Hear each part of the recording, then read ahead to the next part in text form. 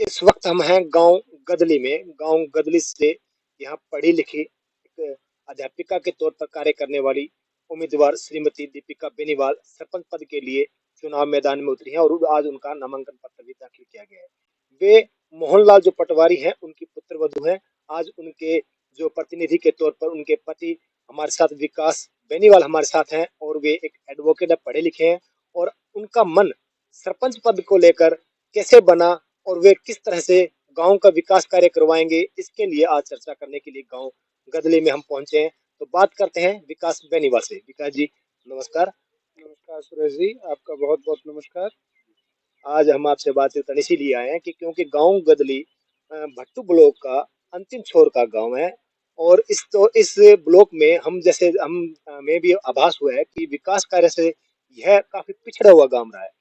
तो जैसे आप अब जब चुनाव मैदान में उतरे हैं तो आपके मन में कैसे आई है चुनाव मैदान में उतरने की? देखिए सुरेश जी, बात ऐसी है कि मेरे गांव की पंचायत जो है 2005 में अलग हुई हुई है।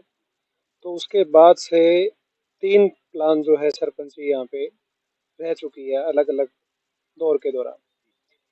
उन दौर के अंदर ये नहीं कह सकते कि भाई उनके द्वारा कोई कार्य नहीं किया गया।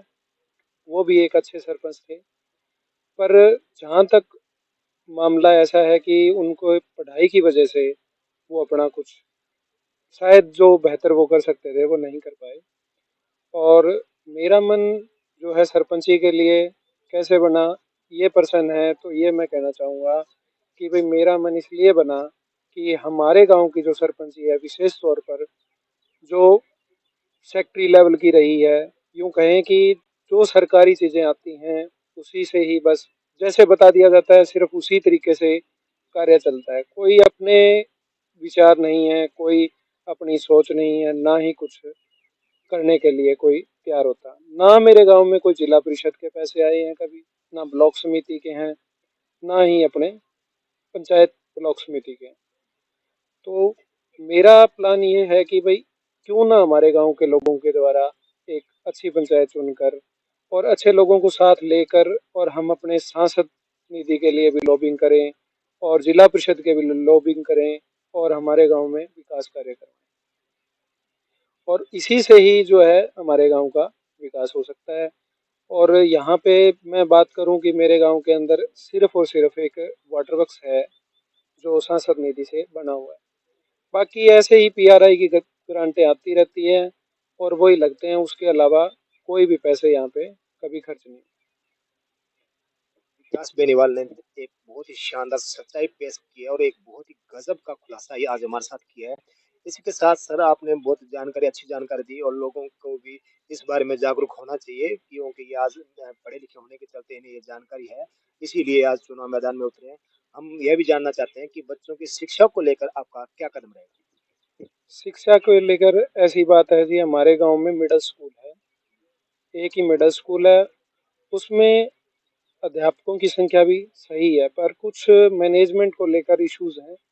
उसको हमारी पंचायत आने के बाद हम प्रॉपर मॉनिटरिंग करेंगे तो मेरे ख्याल से ये है कि शिक्षा बहुत बेहतर तरीके से हो सकती है। तो इसलिए हम अपना पूरा योगदान गांव की एसएमसी के निर्माण में और गांव की अन्य चीज़ों जो मतलब कि जिन लोगों के बच्चे यहाँ पे पढ़ते हैं उनका भी योगदान स्कूल के अंदर करवाएंगे और बच्चों को प्रेरित करेंगे कि वो गांव के स्कूल में आएँ। और मैं दूसरी बात ये करूं कि मेरी जो वाइफ हैं, जो सरपंच उम्मीदवार हैं, वो एक अध्यापिका हैं। वो भी अपना पूरा समय स्कूल के अंदर देंगी और जो हर संभव वो कर सकती हैं उनके लिए वो करेंगी। जैसा कि हमने पहले बताया था कि दीपिका जी जो एक अध्यापिका हैं और अध्यापिका होने के चलते वो एक अच्छी शिक्षित महिला है जो गांव के विकास के लिए उन्हें पूरी जानकारी भी होगी और गांव के लिए अच्छा काम करेगी, ऐसी हम उम्मीद कर सकते हैं। सर हर कोई जैसे चाहे ग्रामीण हो चाहे गांव का कोई युवा साथी हो अपने सरपंच से बहुत सी उम्मीदें लगाए हुए होता है। युवाओं के लिए आपका क्या प्रयास रहेगा? युवाओं की बात करूं तो सर हमारे गांव के अंदर एक स्टेडियम है जो कि अभी कह सकते हैं कि उसकी कुछ हिस्से का निर्माण हो चुका है और कुछ का बाकी है, जिसमें 2 साइडों की दीवारें बाकी हैं। और गेट लगने बाकी हैं। तो सबसे पहले क्या किया जाएगा कि उसके जो भी लिटिगेशन है उनको ख़त्म करके और एक सब कुछ भाईचारे से हमारे गांव के मैदान का पूरा निर्माण, उसके अंदर अच्छी जिम की व्यवस्था जो सरकार द्वारा उपलब्ध करवाई जाएगी, और उसके अंदर एक ओपन जिम की व्यवस्था, और इस तरीके के जो भी गवर्नमेंट स्पॉन्सर स्कीम आएंगी उन्हीं अनुसार युवाओं के लिए बेस्ट से बेस्ट सुविधा दी जाएगी। और दूसरी चीज़, हमारे गांव के युवाओं के लिए एक ई लाइब्रेरी की सुविधा हमारे गांव में ही उपलब्ध करवाई जाएगी, जो कि वेल इक्विप्ड होगी। और इसके लिए कहें कि पंचायत ही नहीं, सरकार भी अपना योगदान दे रही है। उसने भी अपने विभिन्न स्कीमें चलाई हुई हैं कि हर गांव में एक लाइब्रेरी हो, ई लाइब्रेरी हो, वहाँ पे बच्चे पढ़ें और उन्हें दूर दराज के इलाके में ना जाना पड़े। यहाँ पे भट्टू इलाका जो है वो नज़दीक है, वहाँ पे लोग पढ़ाई के लिए सिर्फ और सिर्फ लाइब्रेरी के लिए जाते हैं, जो उस लाइब्रेरी का निर्माण मेरे गांव में ही करवाया जाए। विकास बेनीवाल जी के साथ हम बैठे हैं और विकास बेनीवाल जी के गांव गदले में हम इस वक्त मौजूद हैं, जहां अभी चुनावी बिगुल बजने के बाद से लेकर अब तक जो हालात गांव में हम देखते हैं कि कहीं पोस्टर नजर आएंगे, कहीं इश्तिहार नजर आएंगे, कहीं किसी तरह के अनाउंसमेंट नजर आएंगे, पर आपको अब बता दें कि गांव गदले में ऐसा नहीं है। गांव गदली में आज इनकी पत्नी ने नामांकन पत्र दाखिल किया और बिल्कुल ही सादगी पूर्वक किया। हमने इनसे जानकारी भी ली कि सर कोई फोटो बोला, बोला सर हम तो बिल्कुल सादगी पूर्वक और भाईचारे के साथ ये चुनाव लड़ रहे हैं और उसी के चलते इन्होंने ऐसा किया। तो हम जानकर रहते हैं कि इन्होंने ऐसा क्यों नहीं किया।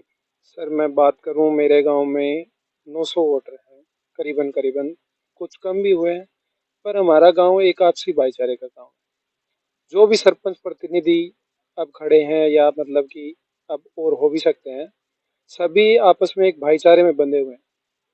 और दूसरी बात मैं ये करूं कि जो भी हमारे प्रतिद्वंदी हैं या इस मुकाबले में, सिर्फ वो राजनीतिक हैं। इसके अलावा हमारे उनसे काफ़ी घरेलू ताल्लुकात हैं।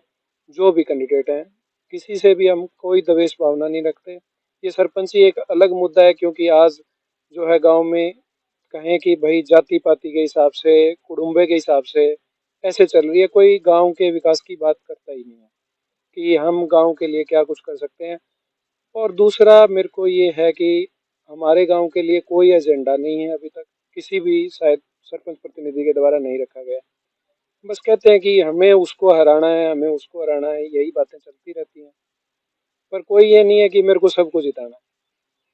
तो चीज़ें क्या है, हमें ये सोचना चाहिए कि हमें सबको जिताना है और जिता हम कैसे सकते हैं।